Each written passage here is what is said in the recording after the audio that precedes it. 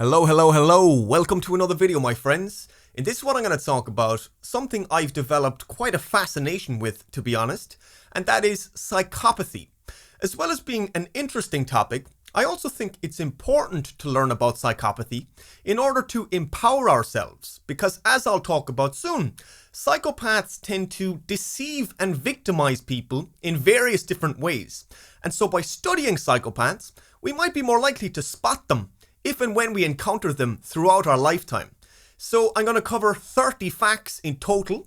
I'll start off with some general information about psychopathy, and then I'll move on to the traits that are typically associated with it. Okay, the first fact is this: not all psychopaths are violent criminals. Some of them are, but many of them live successfully among us. You know, they often turn up in areas such as business, finance, politics, the media, and other prominent fields. In such professions, their psychopathy can help them rise to positions of power and status. Number 2, psychopathy exists on a spectrum. So, it's possible for a person to have a few psychopathic traits, but that doesn't make them a full-blown psychopath. In order to be a true psychopath, a person would have to have most of the traits that I'm going to cover in this video. Number 3, there's actually a psychopathy checklist that was developed by a researcher named Robert Hare.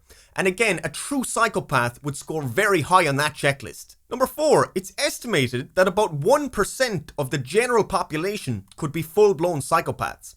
Again, this has been calculated using formal diagnostic criteria. For example, researchers in America estimated that about 3 million Americans could be full-blown psychopaths, which again is about 1% of the American population. Number 5, it's also been estimated that up to 15% of the general population could be characterized as almost psychopathic. Almost psychopaths are people who have quite a few psychopathic traits, but not enough for them to be considered full-blown psychopaths. So again, this ties in with what I said about the spectrum. Some people could be like 3 or 4 out of 10 on the psychopathy spectrum, whereas full-blown psychopaths would be like 9 or 10 out of 10. Okay, now let's get into the traits. Number 6, psychopaths can be very charming and charismatic. So, they can be extremely good at making people like them. They can also be very confident and smooth talking, which makes them extremely persuasive and convincing. This is why psychopaths make excellent con artists, because they can be so charming, charismatic, persuasive, and convincing.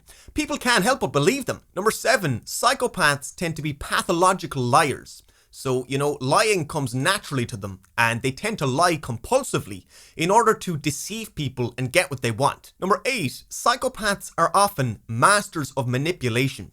So they're adept at influencing people's thinking, emotions, and behavior, all in such a way that allows them to control people. Number 9, psychopaths have little or no conscience. Your conscience is like your internal sense of right and wrong. It's what makes you feel emotions like guilt, remorse, and shame if you do something that you think is morally wrong. Psychopaths don't have that kind of thinking, or if they do, the volume on it tends to be turned down very low. This is what allows them to do things that other people would never do. It's their lack of conscience and the fact that they don't experience guilt, remorse, or shame. Their lack of conscience also means that many psychopaths have low impulse control. This means that when a psychopathic person has an impulse to do something, there's very little stopping them from doing it, because again, they don't have a conscience to prevent them like most people do. Number 11, psychopaths can be very cold-hearted and callous. So they're quite willing to hurt people in order to get what they want, because they simply don't care about other people's suffering. They're callous. Number 12, one of the reasons that they're so callous is because they tend not to use something called emotional empathy. Emotional empathy is your ability to feel what emotions other people are feeling, such as their sadness and their suffering. In psychopaths, that tends to be switched off, and so they don't relate emotionally to what other people are feeling. Because of this, they have no sympathy for people's suffering, and that's what makes them callous. Number 13, although they don't use emotional empathy, they do use something called cognitive empathy. Cognitive empathy means that psychopaths can identify what other people are feeling without experiencing those emotions themselves. So, it's like they can think about what people are feeling and they can see them experiencing those feelings, but they don't feel it themselves.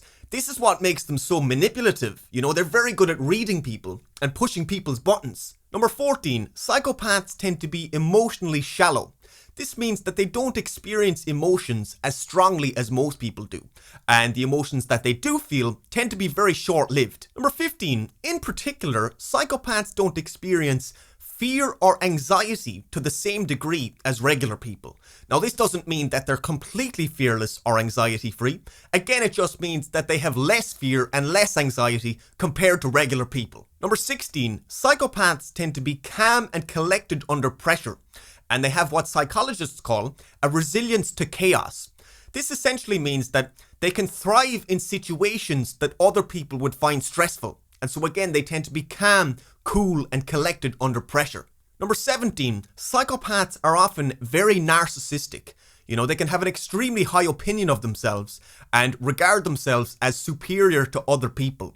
This is why they can often come across as grandiose, egotistical, and arrogant. That's their narcissism coming through. Number 18, psychopaths also tend to be high in a trait known as Machiavellianism. Machiavellianism is pretty much a summary of some of the traits that I covered already. The lying, the manipulation, the callousness, and the willingness to do whatever it takes to get what they want. That's Machiavellianism, and psychopaths are clearly high in that. Number 19, some psychopaths can become so hyper-focused on achieving their goals that they can end up ignoring any warning signs of potentially negative consequences. So, that's how rigidly obsessed they can become about their goals. They can end up pursuing them relentlessly, even to the detriment of themselves. Number 20, psychopaths often have no regard for the safety of others. Other people are just pawns for them to use to get what they want. The safety of a person means nothing to a psychopath, unless the person's safety helps him to get what he wants. Number 21, psychopaths tend to feel contempt and scorn for other people. Contempt is the feeling that other people are worthless or despicable. For some reason, psychopaths tend to feel this. It's probably related to their narcissism and their sense of superiority. Number 22, sometimes psychopaths show brief flashes of contempt in their facial expressions. So when you're interacting with the psychopath, every now and then you might see a flash of contempt on their face. That's their true nature leaking out periodically. Number 23, in personal relationships, psychopaths can be emotionally abusive. They tend to shame, hurt, belittle, and undermine you. And it seems that they actually derive pleasure from doing this. So ultimately, they're sadistic. Now, this isn't the case for all psychopaths, but for quite a lot of them, it is. Number 24, some psychopaths use various intimidation tactics to manipulate, control, and dominate people. Such tactics can include things like staring at you, locking eyes with you, threatening you in subtle ways, even stalking you. Again, all of these are attempts to manipulate, control, and dominate their target. Number 25, some psychopaths can get easily irritated and angered, and every now and then they can get into temper tantrums and fits of explosive rage. Now, these tantrums might only last a few seconds, but in those few moments, they can be uncontrollably angry. Number 26, some psychopaths will repeatedly contradict themselves over an extended period of time. So, one day they might tell you one thing, and another day they could say something that completely contradicts what they said before. The reason for this is the pathological lying. Because they tell so many lies, it's difficult for them to remember everything that they said before. And so again, they tend to repeatedly contradict themselves over an extended period of time. That's a key warning sign to look out for. Okay, the next 3 points are somewhat overlapping. Number 27, many psychopaths tend to get bored very easily. So they need a lot of stimulation to ward off the boredom. Number 28, many psychopaths tend to be thrill seekers. So, they can be drawn to things like extreme sports, fast driving, roller coasters, and skydiving. And number 29, many psychopaths tend to be high risk takers. So, they can engage in all kinds of risky behavior, whether that's sexually, financially, criminally, or in other ways. Again, this ties in with their lack of conscience, their proclivity to boredom, and their thrill-seeking tendencies. Okay, finally, number 30, many psychopaths tend to sleep less than regular people, and some of them tend to be nocturnal, which means that they can operate better at nighttime. Some researchers theorize that this could actually be like an evolutionary adaptation that took place in order to give psychopaths an advantage, Because, the theory is that because they tend to be devious, they'd be better off operating at nighttime when no one else is watching. Again, that's just a theory. There could be other explanations as well. But again, the bottom line is that many of them tend to sleep less than regular people, and some of them tend to be nocturnal. So that's another key warning sign to look out for. So those are the 30 facts. To conclude the video, first I want to repeat what I said early on about the spectrum. It's possible for a person to have a few of the traits that I went through, but that doesn't mean that they're a psychopath.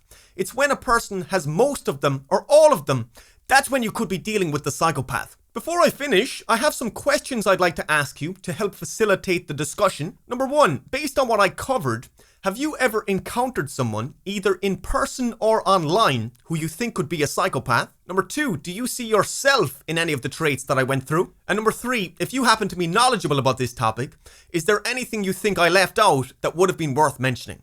All comments, as usual, are welcome below. That is it for this video, my friends. Please give it a thumbs up if you enjoyed it, and hit the subscribe button if you haven't already. Bye for now, take care, be well, peace.